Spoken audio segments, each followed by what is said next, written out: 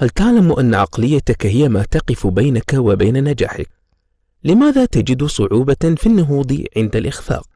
يدور الكتاب حول تفسير الكاتبة لعقليتين متناقضتين، العقلية الثابتة وعقلية النمو. سعت الكاتبة لشرح كيف أن عقلية النمو تمهد الطريق نحو النجاح، وكيف يمكن للعقلية أن تؤثر على طريقتك في التعامل مع الأمور.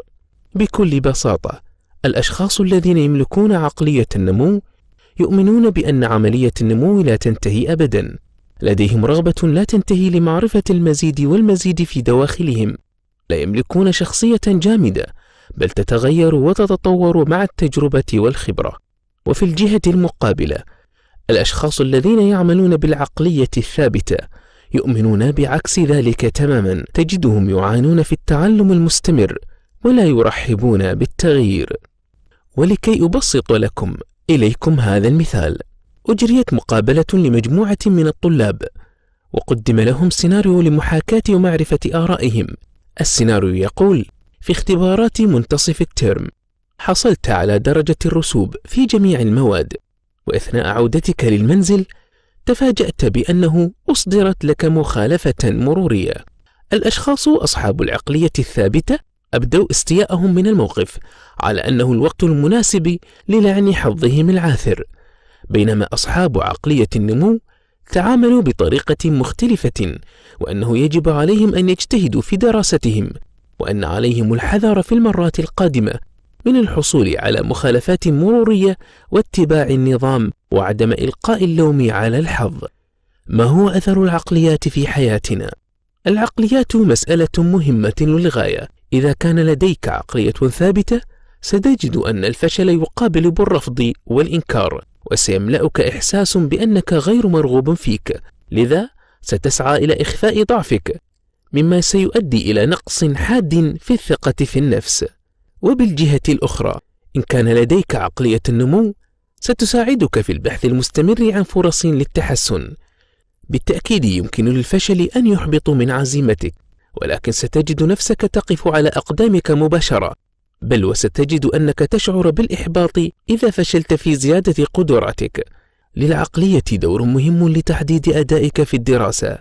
تذكر الكاتبة أن طلاب الطب الذين كانوا أصحاب عقليات ثابتة وحصلوا على تقدير C سرعان ما قل الاهتمام لديهم وفقدوا الأمل، في حين أن أولئك الذين فشلوا وهم يملكون عقلية النمو ينجحون ويستمرون في النجاح كلما زادت الأمور صعوبة.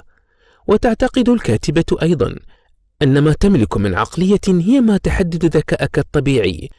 كشف الباحثون أنك لن تستطيع تغذية مواهبك التي لم تكتشف بعد إلا حينما تطبقها بنفسك، والسر هنا هو عدم التوقف عن البحث. عمل موزارت لعقود من الزمن قبل أن يتمكن من تسطير مجده في كتب التاريخ. إن الاستمرار في البحث هنا هو المهم. العقليات والاكتئاب. تؤثر العقليات أيضا في طريق التعامل مع الاكتئاب. إن كان لديك عقلية النمو ستعمل جاهدا لإزالة سحب الاكتئاب بعيدا، ولكن العقلية الثابتة تجعل الاكتئاب جزءا منك. المدح أمر جيد جدا، ولكنه أحيانا مدمر. كشفت الكاتبة أنه يمكن أن يكون لأنواع مختلفة من المدح تأثيرات مختلفة على الأطفال. الأطفال الذين قيل لهم لقد قمت بعمل رائع، لديك تفكير ممتاز، بدأت تنمو لديهم عقلية ثابتة تمنعهم من التعلم وحل المشكلات. وفي الجهة المقابلة، عندما يشاد بالطلاب على مجهوداتهم ويتم تشجيعهم على بذل جهد أكبر، يبدأون في نمو عقلية النمو ويتحسن مستواهم بشكل أسرع. العنصرية أو النمطية والعقليات. تعتبر العنصرية أو النمطية أحد المفاهيم التي تعرقل نمو العقليات. تؤمن الكاتبة بأن العنصرية أو النمطية التي تستخدم لاستهداف جنس أو عرق معين غالبا ما تأخذ على محمل الجد، بل وأنها تزرع فيهم اعتقادا بأنهم لا يستحقون إلا الفشل، وقد تلحق بهم أضرارا جسيمة في طريقة تفكيرهم على المدى الطويل. غير طريقة تفكيرك. ذكرت الكاتبة طرقا رائعة تستطيع بها تغيير عقليتك. تعلم أو طور مهارة جديدة. تعلم كيف تغير ردة فعلك. تعلم كيف تواجه التحديات. الرياضيون يعتبرون مثالا جيدا جدا لمسألة العقليات. الرياضيون الذين لديهم عقلية النمو يتعلمون من الفشل، ويعتقدون بأن العمل الجاد هو ما يكسبهم النجاح، وتجدهم يستمتعون بالتحدي حتى ولو خسروا ولا يكتئبون. بينما أصحاب العقليات الثابتة يحاولون بما أوتوا من قوة على الفوز، وعندما لا يفوزون يحبطون. وعلى صعيد المواهب، سلطت الباحثة الضوء على أبحاث ركزت على أن المدراء التنفيذيين الذين لديهم عقلية النمو دائما ما يتعلمون من التحديات، وهم على استعداد لحل المشكلات، وإن عقلية النمو تساعدهم على تحديد مشاكلهم والتفكير في الخيارات المتاحة، والتي في النهاية توصل إلى حل وتؤدي في نهاية المطاف إلى تحقيق مكاسب ضخمة لشركاتهم. التعليم والعقليات. تعتقد الكاتبة بأن التعليم له دور كبير جدا لغرس عقلية النمو. يعتبر المعلم من أهم مكونات المجتمع، وكل ما يقوله يعتبر غاية في الأهمية. لهذا السبب على المعلم أن يفكر بدقة قبل أن يقول أي شيء.